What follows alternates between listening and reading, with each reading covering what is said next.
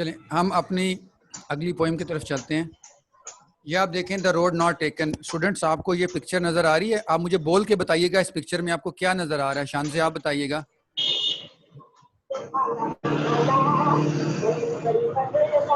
शान से आप बताइएगा आपको इस रोड पिक्चर में क्या नजर आ रहा है? शान से बताएंगी। बता रही हूँ सर, इसमें ट्रीज नजर आ रहे हैं। ठीक है, निम्रा आपको क्या नजर आ रहा है? आदमी जा रहा है चल के, अकेला बेचारा।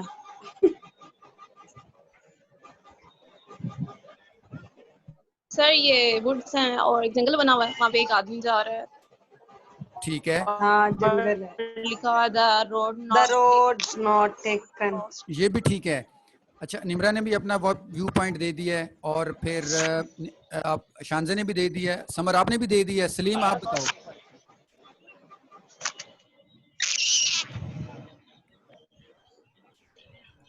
इसमें देखने वाली बात पता क्या है स्टूडेंट्स, जो आपने गौर नहीं किया आप लोगों ने?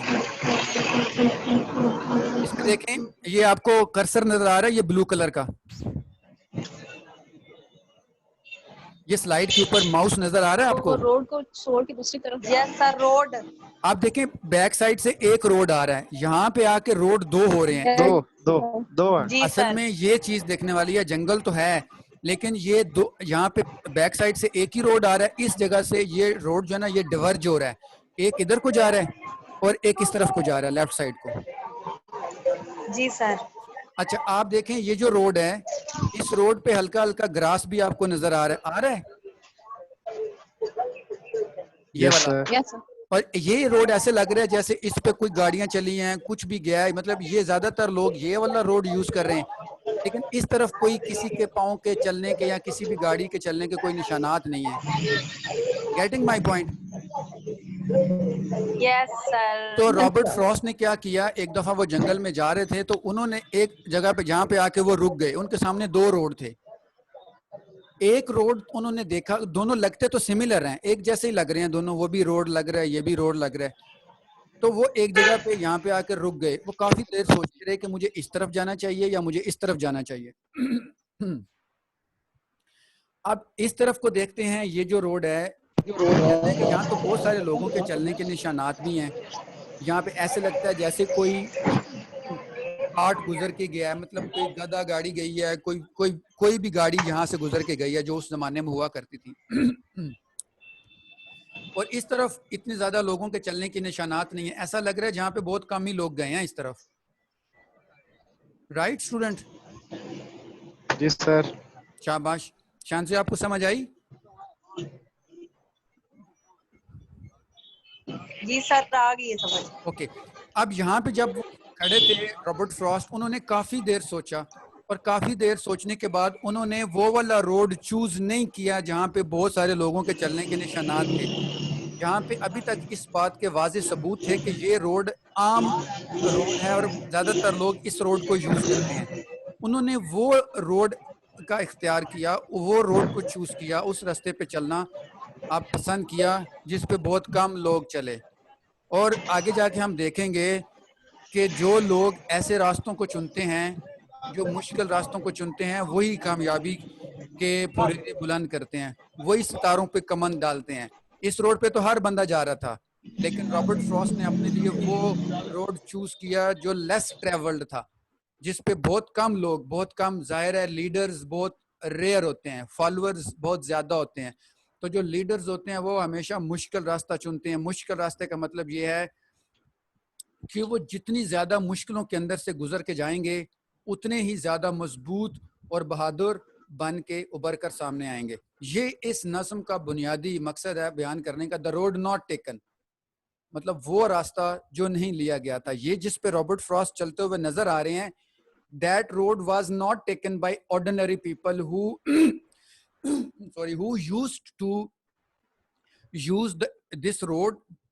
Every ordinary person or traveler used to take the left one, this left side road.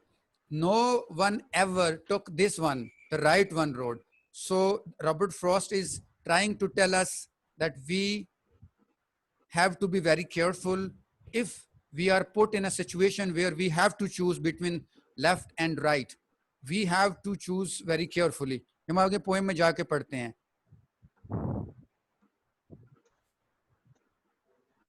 क्यों? लेफ्ट से जाएगा। Speaker, our speaker is a very conflicted guy. Speaker का मतलब है जो इस पोएम के अंदर हमें ये सारी कहानी सुनाएगा। Very conflicted guy, he does not tell us too much about himself. वो हमें अपने बारे में कुछ नहीं बताता, but we know that he is facing a big decision. उसके सामने एक बहुत बड़ा फैसला पड़ा हुआ है जिसको उसने चूज करना है। The road he is walking on, जिस रोड पे वो चल रहा है, and the life he is leading, और वो जो लाइफ गुजार रहा है, is splitting into two separate roads up ahead. पीछे वो आ रहा था तो एक ही रोड था, अब उसके सामने दो रोड हैं। ये स्लाइड सबको नजर आ रही है? आप काइंडली मुझे बोल के बताइएगा।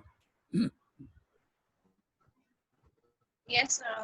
शानजे, आपको नजर आ रही है? ये स्लाइड क्लियर है? यस सर, आ रही है सर, आराम से नजर आ रही है। शाबाश, गुड। साफ। समर, सलीम, आप भी बोलना पसंद फरमाएंगे? जी सर, आ रही है स्पीकर सेटिंग। ओके ओके, शाबाश, ठीक है। अब उसके सामने दो रोड हैं तो वो अपने सामने एक रोड को चूज करेगा। सेटिंग कौन सी है? Our setting is in a forest, एक जंगल का वाकया ये। It's fall in this poem, the trees are turning colour and the leaves are falling. ये कोई ऑटम का सीजन है कि पत्ते भी गिर रहे हैं, लीव्स भी मतलब विदर हो रही हैं। तो ये एक सेटिंग है जो रॉबर्ट फ्रॉस्ट ने यहाँ पे पेश की है। अब आगे देखते हैं roads. This poem is about actual and figurative roads. अब एक्चुअल रोड होता है और एक फिगुरेटिव रोड होता है। एक्चुअल और फिगुरेटिव में क्या मतलब है वो आगे आप देखेंगे, इसका क्या फर्क कहाँ से पड़ता है। The roads we walk and drive on, जो हमारे सामने रोड हैं जिसपे हम चलते हैं, जहाँ हम ड्राइव करते हैं।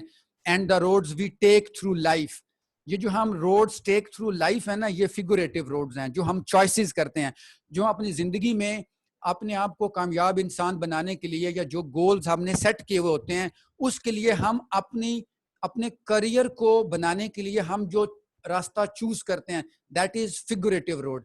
फॉर एग्जाम्पल, आप कहते हैं मैंने MA इंग्लिश करना है, कोई कहता है मैंने MA इकोनॉमिक्स करना है, कोई कहता है मैंने इंग्लिश लिटरेचर में MPhil करना है, फिर मैंने बाद में जाके इसमें PhD करनी है। फिर आप कहते हैं मैं MA इंग्लिश इसलिए कर रहा हूँ कि मैं एक अच्छा टीचर बनूं, मैं एक फिलोसफर बनूं, मैं एक मोटिवेशनल स्पीकर बनूं। ये जो रोड्स आप लेते हैं अपने करियर को बनाने के लिए, दे आर कॉल्ड फिगुरेटिव रोड्स। और जो फिजिकल रोड्स हैं जहाँ पे हम अपनी गाड़ी लेके जाते हैं, हम पैदल भी चलते हैं, those are called actual roads, but physical roads. The roads we walk and drive on, and the roads we take through life. As the speaker of this poem discusses, for every road we take, there is a road we don't take. जाहिर है जब भी हम कहीं कोई road take करते हैं तो कहीं ना कहीं ऐसा होता है कि दूसरा रोड हम लीव कर रहे होते हैं। Isn't it, students? Am I right?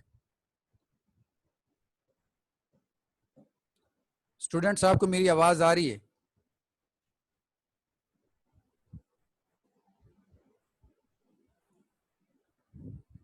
Sir आ रही है आवाज। आप अपने माइक को म्यूट क्यों कर देते हैं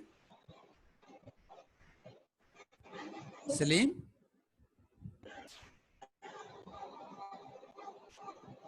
आप अपने माइक को म्यूट ना करें। आप अपने माइक को म्यूट मत कीजिए ताकि हम अपनी कन्वर्सेशन को कंटिन्यू कर सकें। आई मस्ट नो कि आप लोगों को ये आवाज और ये तस्वीर दोनों क्लियर नजर आ रहे हो। यहाँ पे हम पढ़ रहे हैं, as the speaker of this poem discusses, for every road we take, there is a road we don't take. जब भी हम कोई रोड चूज करते हैं तो उसके साथ ही कोई ऐसा रोड होता है जिसको हम चूज नहीं कर रहे होते हैं। सिमिलरली अपनी जिंदगी में कुछ ऐसे वाकयात होते हैं कि हम उसको अपने लिए चूज करते हैं, but at the same time कुछ ऐसे चॉइसेस होते हैं जिनको हम चूज नहीं कर रहे होते। रॉन्ग टर्न और not, the roads we take can end up making in our lives, and we will always wonder about the roads that we didn't try.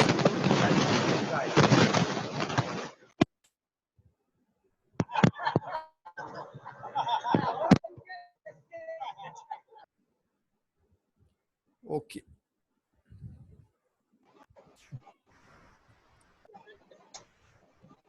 ये फर्स्ट स्टांजा है इस पोएम का, द रोड नॉट टेकन का। उसका जो paraphrasing है, उस पहले स्टांजे के अंदर पोएट क्या कह रहे हैं? The poet is standing at the wood in a point when two roads are diverged. As he stands he looks at the two roads for the farthest point he can.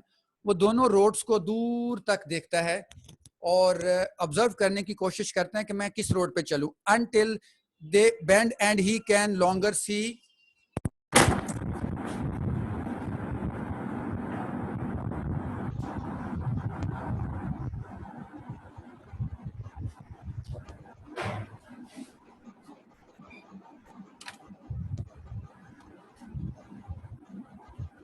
the roads for the farthest point he can until they bend and he can longer see their continuous. बहुत दूर तक वो उन दोनों roads को देख रहा होता है कि अभी मैं किस रोड पे चलूंगा. The poet expresses feelings. Sir आपकी आवाज नहीं सही आ रही. अभी आ रही है? देखिए आवाज आ रही है आपको? शानजी आपको आवाज आ रही है तो बता दें. सर अब आई है, पहले बहुत ज्यादा ब्लर आ रही थी. ओके सही है, हम आगे चलते हैं. The poet expresses feelings of sorrow for not being able to travel both ways. अब शायर जो है वो ये चाह रहे थे कि मैं दोनों रास्तों पे चलूं, लेकिन being a single human being, is it not? It is not possible for one single human being to take both sides at the same time. वो दोनों roads at the same time नहीं चल सकता. इस चीज का उसको अफसोस है. His long standing reflects his difficulties to prefer one way over the other. फिर वो क्या करते हैं? आफ्टर ऑल वो एक रोड को चूज कर लेते हैं और दूसरे को छोड़ देते हैं. ये पहले स्टैंजा की बात है. सेकंड स्टैंजा के अंदर वो क्या कहते हैं? This stanza presents the choice of the poet, hoping perhaps he had made a better one.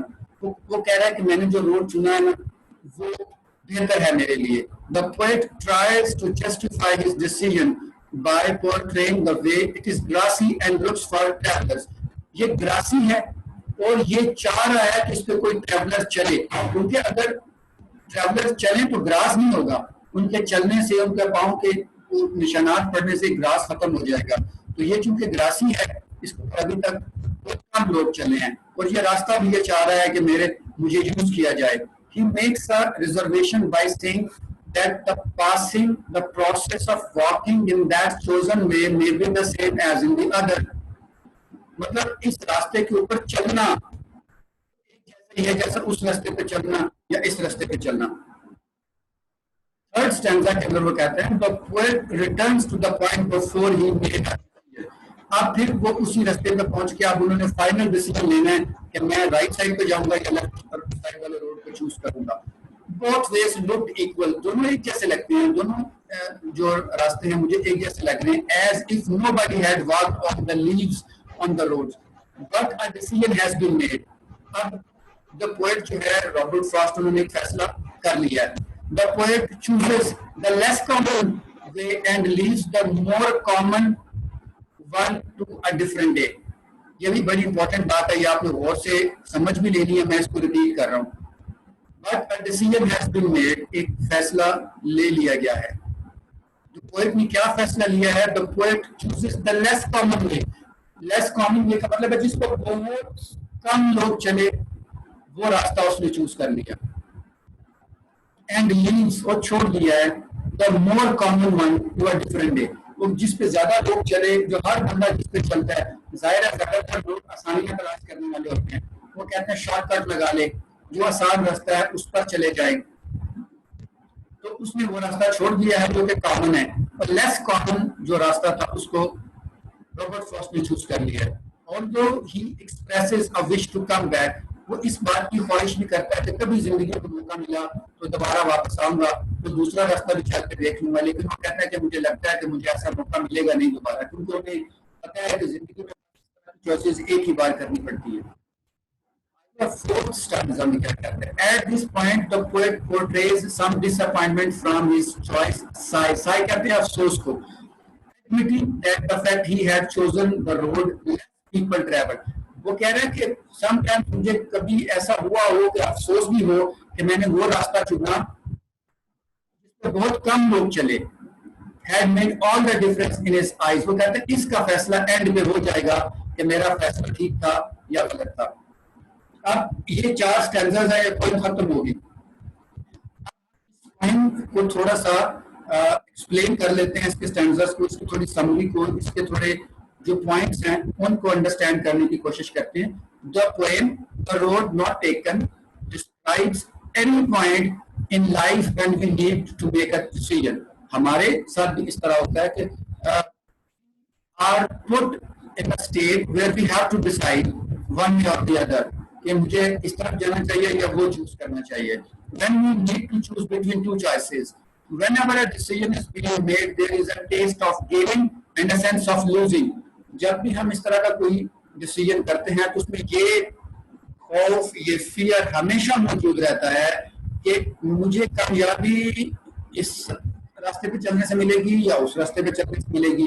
ये एक फियर हमारे ज़हन में हमेशा से रहता है। You gain the benefits from your choice.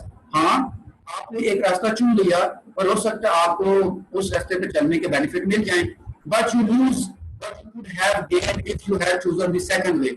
लेकिन आपको तो ये भी ख्याल आता है कि हो सकता है उस रास्ते पे चलते हुए मुझे फना फायदा भी हो जाता जो इस रास्ते पे चलने से नहीं हुआ। तो this is human psyche. whenever we are in a state of such decision, we have to make a decision very carefully। अगर हम एक रास्ता चूज करते हैं तो फिर दूसरे को सेक्रीफाइस करना पड़ेगा। The poet is described as a risk taker। अब यहाँ पे हमें जो पोएट है वो रिस्क टेकर के तौर पे नजर आते हैं। He prefers the less common way। हालांकि पोएट को पता है कि जो रास्ता है इसमें ज्यादा लोग चले हैं, लेकिन उसने फिर भी एक ऐसा रास्ता प्रेफर किया जिसपे बहुत कम लोग चले। He is not afraid of new unknown ways। यही हम कल पढ़ रहे थे कि जो लोग चेंज को एक्सेप्ट करते हैं, दिल्ली गवर्नमेंट के अंदर भी हम पढ़ रहे थे, जब एक नई अपॉर्चुनिटी आपके सामने आती है, एक नया रास्ता आपके सामने आता है और आप उसको सिर्फ इसलिए चूज नहीं करते कि ये तो बहुत मुश्किल है यार, पता नहीं क्या होगा, पता नहीं क्या होगा, मैं क्या करूंगा, तो you fall short of your aim, तो आप अपने मकसद से पीछे रह जाते हैं। तो इस पॉइंट में वो भी आपको ये बता रहा है कि don't lose hope, don't lose your heart, be bold, be brave, take risks and choose the less common way। He is not afraid of new unknown ways। He is willing to try। वो try करना चाहता है। The poet advises us to stand at each junction of choice and consider the options to the last point that can be seen। वो कहता है ठीक है, आप 100 बार सोचें कि ये रास्ता चूज करना है या वो रास्ता चूज करना। हर पॉइंट ऑफ व्यू से अपने ज़हन को उस तरफ लेके जाएं, बट वंस यू चूज, लेकिन 100 बार सोचने के बाद जब आप एक दफा फैसला कर लें तो चट्टान की तरह उस फैसले पे कायम रहें और अपने फैसले को सच साबित करके दिखाएं कि मैंने सही फैसला किया था। The poem opens with the speaker telling us of how he once stood before 2 diverging roads, trying to decide which road to continue his travels on. While making a mistake choice, the speaker took a long time thinking over his decision। उसने ये फैसला करने में काफी time लिया and even tried to see where one of the roads led। वो कह रहा है कि मैं ये जानना चाहता हूँ कि ये रोड कहाँ जाता है। However, this proved impossible because the road bent। वो रोड आगे जाके कहीं टर्न कर रहा था, तो शायद कि जहां तक विजन या साइट काम करता था उसने वहां तक तो देखा, लेकिन जहां से वो रोड आगे जाके बेंड हो रहा था उससे आगे शायद नहीं देख सकता था। And the view was blocked by bushes and trees growing on the side. और फिर वैसे भी वहां बुशेस थी और ट्रीज थे जिसकी वजह से पोएट है का जो विजन है वो ब्लॉक हो जाता है। Each road is a metaphor.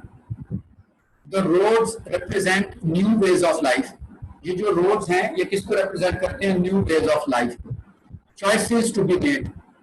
जो चॉइसेस हमारे सामने रखी जाती हैं या पेश आती हैं, हमें उसमें से चूज करना पड़ता है। Possibilities and opportunities. ये जो रोड्स हैं ये पॉसिबिलिटीज और अपॉर्चुनिटीज को रिप्रेजेंट करते हैं फॉर द फ्यूचर। और अगर हम अच्छा डिसीजन लेने में कामयाब हो जाते हैं, और अच्छा डिसीजन लेने के लिए क्या चीज जरूरी है? अच्छा डिसीजन लेने के लिए हमेशा आपके अंदर एनालिटिकल पावर होनी चाहिए। हमारे अंदर एनालाइज करने की पावर होनी चाहिए. We must have such a big sort of confidence in our potential, in our abilities, that we should become analytical. We should think what is right and what is wrong. What type of road is this and what type of road is that? What are the dangers on this road ahead and what are the dangers on that road ahead? So this basically depends on our mindset. This basically depends upon our own uh, thinking, that how do we think, how do we take the things. Are we ready to accept the changes? Are we ready to say yes to the new opportunities and possibilities? The undergrowth represent the obstacles and other difficulties of daily life which trip us up and distract us from our goal. ये जो bushes हैं ना इधर उधर की उगी हुई उस रास्ते के ऊपर, ये वो चीजें हैं जो डिफिकल्टीज होती हैं, जो कांटे होते हैं, जो हमें अपने मकसद को अचीव करने में, अगर हम एक रास्ता चूज करते हैं तो ऐसा नहीं होता कि हम एक साइड से शुरू करें और चलते चलते चलते हमें मंजिल पे पहुंच जाए. नहीं, हमें we have to suffer a lot, we have to undergo a lot of problems, a lot of difficulties. yes, we have to overcome all that of difficulties and problems. हमें उनके ऊपर ओवरकम करना होता है. आसानी से कोई भी मंजिल हासिल नहीं की जा सकती. अगर सितारों पे कमान डालनी है तो आपके पास चट्टानों जैसे हौसले भी होने चाहिए. और ये भी हमें याद रखना चाहिए कि पहाड़ों की बुलंद तरीन चोटियां छोटे छोटे कदमों के साथ सर कर ही ली जाती हैं. तो क्यों कर ली जाती हैं? क्योंकि आप डिटर्मिन्ड होते हैं, आप ब्रेव हार्ट होते हैं, आप कंसिस्टेंट होते हैं, आपके इरादे मजबूत होते हैं. आप क्या करते हैं, आप एक साइड से शुरू करते हैं और फिर ऐसा होता है कि वन डे आपको पता चलता है कि आपने माउंट एवरेस्ट को भी सर कर लिया, आपने को हिमालय को भी सर कर लिया, आपने केटू को भी सर कर लिया. तो this depends upon your determination. We may presume that speaker is an adventurer, non-conformist. वो एक adventurer है, वो एक revolutionary है, इनकलाबी है. non-conformist है. non-conformist का मतलब ये होता है कि कुछ लोग ऐसे होते हैं, वो कहते हैं यार ठीक है जिस तरह चल रहा है ऐसे चलने दो यार, बस ठीक है. ये लोग होते हैं conformist. और जो तब्दीली चाहते हैं, जो लोग चाहते हैं कि तब्दीली होनी चाहिए, ये पुराने निजाम को, फसूदा ख्यालात को खत्म होना चाहिए, नई चीजें, नए ट्रेंड इंट्रोड्यूस होने चाहिए, हमें तरक्की करनी चाहिए, हमें भी आसमान की बुलंदियों तक पहुंचना चाहिए. ऐसे लोग जो तब्दीली चाहते हैं उन्हें नॉन कन्फर्मिस्ट बोलते हैं. और शायर भी नॉन कन्फर्मिस्ट है, एडवेंचरर है. दैट इज व्हाई उसने रास्ता तब्दील किया है, वो उस रास्ते पे चला है जो किसी ने नहीं लिया. However, he is not light-headed. वो कमजोर दिल वाला नहीं है. Having given much thought to his decision, he is not afraid of difficulty. वो मुश्किलों से घबराने वाला नहीं है. It would have been easy to go the way others had. ये बड़ा आसान था, जैसे बाकी लोग चल रहे थे वो भी इस रास्ते को चूज कर लेता. In any case, whatever choice the speaker made, the newness was there for him. तो जो भी रास्ता उसने चूज किया वहां पे उसके लिए न्यूनेस मौजूद थी. तो ये the road not taken by Robert Frost, ये अभी हमारी कंप्लीट हुई है. और इसका जो थीम है वो भी आपके आपने तकरीबन देख लिया, आपको समझ आ भी गई होंगी. हमारे पास 2 मिनट बाकी रह गए हैं. आप काइंडली स्टूडेंट्स अपने माइक्स को अनम्यूट कर दें और जो सवाल आप पूछना चाहते हैं आप मुझसे वो प्लीज पूछ लीजिए. आपने क्या पूछना है?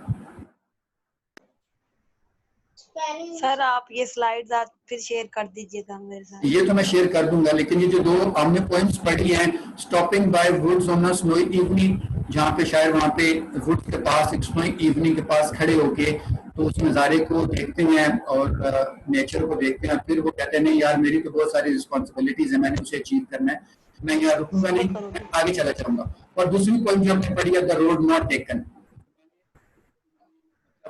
रोड जो लेस ट्रेवल्ड है, वो कहते हैं कि if you want to achieve success, if you want to shine like a star in the skies, you have to suffer, you have to choose the harder way. आपको ज्यादा मुश्किल रास्ता अख्तियार करना है और आगे चलना है. ये इस पॉइंट के अंदर कुछ चीजें जो आपको समझ नहीं आई, आप समझना चाहते हैं, वो आप मुझसे पूछ लें.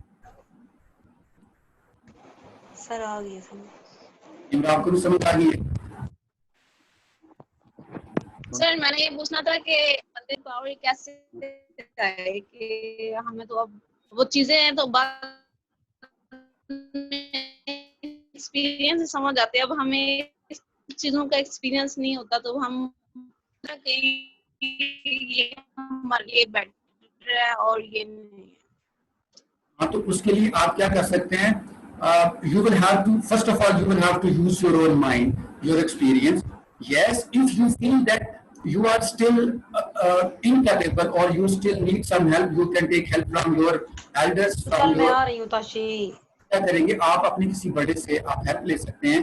मतलब ऐसे लोग आपके इर्द गिर्द मौजूद होंगे, those whose experience is bigger than yours, जिनकी एक्सपीरियंस आपसे ज्यादा है, आप उनसे हेल्प ले सकते हैं।